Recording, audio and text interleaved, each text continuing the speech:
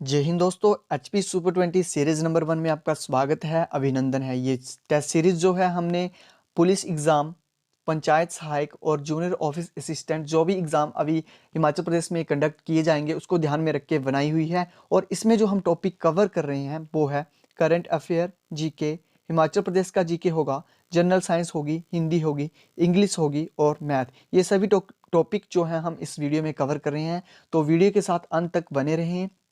अब चलते हैं हम वीडियो की तरफ। इसमें जो हमारा पहला प्रश्न है, इसमें पूछा गया है कि भारत का सबसे बड़ा हॉकी स्टेडियम कहाँ पर बनाया जा रहा है। करंट अफेयर से संबंधित प्रश्न है। 4 ऑप्शन दिए हैं, हिमाचल प्रदेश, उत्तर प्रदेश, उड़ीसा या फिर महाराष्ट्र। तो इसका जो सही उत्तर है वो है ऑप्शन सी। भारत का सबसे बड़ा हॉकी स्टेडियम उड़ीसा में राउरकेला एक जगह है, वहां पर बनाया जा रहा है।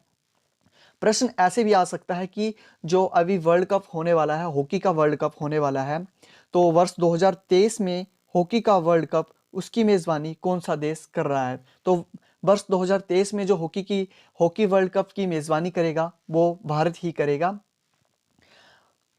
बीजू पटनायक जो हैं उड़ीसा के मुख्यमंत्री हैं। और बात यहाँ पर राउरकेला की हुई थी, तो राउरकेला जो है वो इस्पात संयंत्रों के लिए भी प्रसिद्ध है। अगला प्रश्न है, इसमें पूछा गया है हाल ही में मनाया गया राष्ट्रीय गणित दिवस किसकी स्मृति में मनाया जाता है। तो हाल ही में 22 दिसंबर को राष्ट्रीय गणित दिवस मनाया गया। ये मनाया जाता है श्रीनिवास रामानुजन की जन्मतिथि को ये मनाया जाता है। उनका जो जन्म हुआ था वो हुआ था 22 दिसंबर 1887 को हुआ था। और कहाँ पर हुआ था? तमिलनाडु में हुआ था। और जो वर्ष 2012 में मनमोहन सिंह जी प्रधानमंत्री थे, उसमें से ये मनाया जा रहा है 22 दिसंबर का दिन राष्ट्रीय गणित दिवस के रूप में। अब चलते हैं अगले प्रश्न में। तो अगला प्रश्न है जो जनरल नॉलेज से संबंधित है। इसमें पूछा गया है कि काला पानी जेल किस जेल को कहा जाता है। तो इसके भी 4 ऑप्शन है, यरवदा जेल या फिर Tihar jail, Naini jail, cellular jail. इसका जो सही उत्तर है वो है ऑप्शन डी, सेलुलर जेल को काला पानी जेल कहा जाता है। काला पानी जेल यानी कि सेलुलर जेल जो है वो अंडमान में है, और अंडमान के ये पोर्ट ब्लेयर में है। स्वतंत्रता संग्राम के जो सेनानी थे उनको कैद करने के लिए यह जेल 1896 में इसका निर्माण शुरू हुआ था और 1906 में ये बनकर तैयार हुई थी। तो वर्ष 1906 में इसका निर्माण हुआ था, स्टार्ट हुई थी ये। तो सेलुलर जेल को काला पानी जेल कहा जाता है। अगला प्रश्न है, इसमें पूछा गया है आर्य समाज की स्थापना कब हुई थी। तो आर्य समाज की जो स्थापना हुई थी वो हुई थी 1875 में हुई थी। 10 अप्रैल 1875 को आर्य समाज की स्थापना जो की थी वो गिरगांव, मुंबई में एक गिरगांव नाम की जगह है, वहां पर हुई थी। तो इसकी स्थापना किसने की थी? तो इसकी स्थापना जो की थी स्वामी दयानंद सरस्वती जी द्वारा की गई थी। और उनका जो बचपन का नाम था, तो उनके बचपन का नाम था मूल शंकर ईश्वर भक्त, इनका नाम था। चलते हैं अगले प्रश्न की तरफ। इसमें पूछा गया है बनारस हिंदू विश्वविद्यालय की स्थापना कब हुई थी। तो इसके जो 4 ऑप्शन दिए हैं उनमें सही उत्तर जो है वो है ऑप्शन सी, 1916 में। तो 4 फरवरी 1916 को बनारस हिंदू विश्वविद्यालय की स्थापना हुई थी। इसे जो है वो काशी हिंदू विश्वविद्यालय भी कहा जाता है। और ये कहाँ पर है? तो ये वाराणसी, उत्तर प्रदेश में ये स्थित है। और इसकी जो स्थापना की थी तो जॉइंटली 3 लोग थे, उन्होंने मिलकर इसकी स्थापना की थी। तो कौन कौन थे वो लोग? वो थे मदन मोहन मालवीय, एनी बेसेंट और सुंदरलाल जी थे। इन्होंने जॉइंटली इसकी स्थापना की थी। अगला प्रश्न है, इसमें पूछा गया है निम्न में से किसे रबी की फसल कहा जाता है। क्या कॉटन को, मेज को, अरहर को या फिर व्हीट को? तो इसका जो सही उत्तर है वो है ऑप्शन डी, व्हीट को जो है वो रबी फसल कहा जाता है। रबी फसलें ऐसी फसलें होती हैं जो अक्टूबर नवंबर के महीनों में ये बीजी जाती हैं, और इनकी जो कटाई होती है वो होती है जनवरी फरवरी में इनकी कटाई होती है। और इसमें जैसे कि आलू, गेहूं, सूरजमुखी इत्यादि जो होते हैं वो इसके उदाहरण हैं। वहीं खरीफ की फसलें जो हैं वो वर्षा ऋतु के आने पर उनकी बुआई होती है, यानी कि जुलाई अगस्त में इनकी जो बुआई होती है, और इनकी कटाई जो होती है वो होती है अक्टूबर नवंबर में इनकी कटाई होती है। जैसे कि धान, टमाटर, अरहर इत्यादि जो हैं वो खरीफ की फसलें हैं। अब चलते हैं अगले प्रश्न में। ये हिमाचल प्रदेश के जीके से संबंधित है। इसमें पूछा गया है कि किस समुदाय में तलाक को सहमति देने हेतु पत्नी पर एक सूखी लकड़ी रखकर उसे 2 टुकड़ों में तोड़ने की सामाजिक प्रथा प्रचलित है। तो ये 4 ऑप्शन दिए हैं, पंगवाल ब्राह्मण, पंगवाल राजपूत, गद्दी या फिर राइन। तो इसका जो सही उत्तर है वो है ऑप्शन ए, पंगवाल ब्राह्मणों में यह प्रथा प्रचलित है, जिसमें तलाक को सहमति देने के लिए जो पत्नी होती है उसके सिर पर एक लकड़ी रखी जाती है और उसे 2 टुकड़ों में तोड़ दिया जाता है। अगला प्रश्न है, इसमें पूछा गया है किस राज्य के मुख्यमंत्री ने अटल बिहारी वाजपेयी की 96वीं जयंती पर उनकी प्रतिमा का अनावरण किया है। तो 4 ऑप्शन है, उत्तराखंड, उत्तर प्रदेश, हिमाचल या फिर पंजाब। तो इसका जो सही उत्तर है वो है हिमाचल प्रदेश। हिमाचल प्रदेश के मुख्यमंत्री जयराम ठाकुर जी ने पूर्व प्रधानमंत्री अटल बिहारी वाजपेयी की जो 96वीं जयंती थी उसके अवसर पर शिमला के रिज मैदान पर प्रतिमा का आवरण किया है। और वहीं 25 दिसंबर 2020 को यानी कि हाल ही में सुशासन दिवस के अवसर पर राज्य के भाषा कला और संस्कृति विभाग द्वारा गेटी थिएटर में अटल समृद्धि समारोह को भी इन्होंने जो है वो संबोधित किया। प्रश्न ये भी आ सकता है कि हाल ही में अटल समृद्धि समारोह कहाँ पर मनाया गया, तो ये मनाया गया शिमला के गेटी थिएटर में। अब चलते हैं अगले प्रश्न की तरफ। अगले प्रश्न में पूछा गया है किन इतिहासकारों ने रावी नदी को हाइड्रास्टर और राहोदिस नाम दिया है। तो इसके 4 ऑप्शन हैं, मुगल, यूनानी, पहाड़ी या फिर अंग्रेज।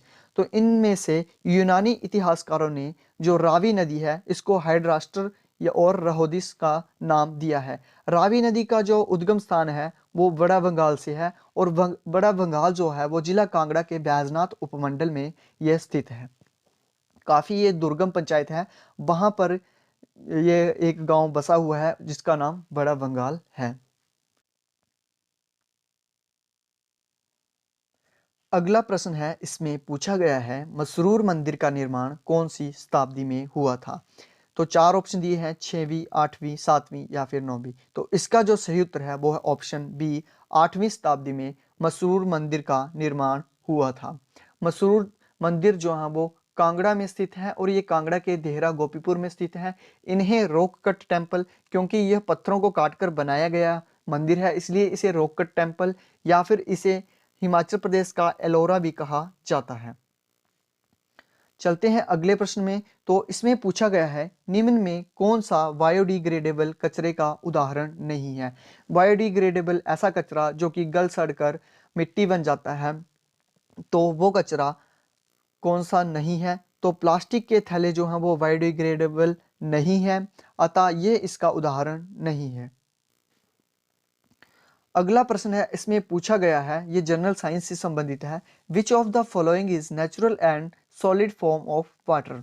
तो जो पानी की प्राकृतिक और सॉलिड फॉर्म है वो कौन सी है। तो क्या ये रेन वाटर, रेन है या पानी है या फिर समुद्र है, आइस है, स्नो है या फिर रिवर है, इनमें से कोई एक है, इनमें से है, या फिर आइस, स्नो और हेल है, वाटर वेपर, रेन या फिर रिवर है। तो इसका जो सही उत्तर है वो है ऑप्शन सी, आइस, स्नो और हेल जो है वो पानी की प्राकृतिक और सॉलिड फॉर्म है। अगला प्रश्न है, इसमें पूछा गया है who invented the electricity bulb.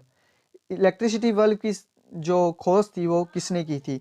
तो इसके 4 ऑप्शन है, Edison, Newton, Einstein, madam Curie. तो इसका जो सही उत्तर है वो है ऑप्शन ए, थॉमस एडिसन ने जो है वो इलेक्ट्रिसिटी बल्ब की खोज की थी। और कब की थी, तो सन 1880 में इन्होंने इसकी खोज की थी। और जो बल्ब के अंदर एक फिलामेंट होता है, तो फिलामेंट के रूप में इन्होंने जो था वो कार्बोनाइज्ड बैम्बू यानी कि बांस का उपयोग इन्होंने किया था। चलते हैं अगले प्रश्न की तरफ।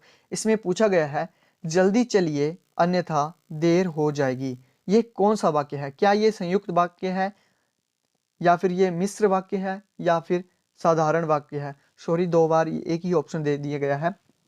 तो इसका जो सही उत्तर है वो है ऑप्शन ए, बी दोनों ही है। यह एक संयुक्त वाक्य है, जल्दी चलिए अन्यथा देर हो जाएगी।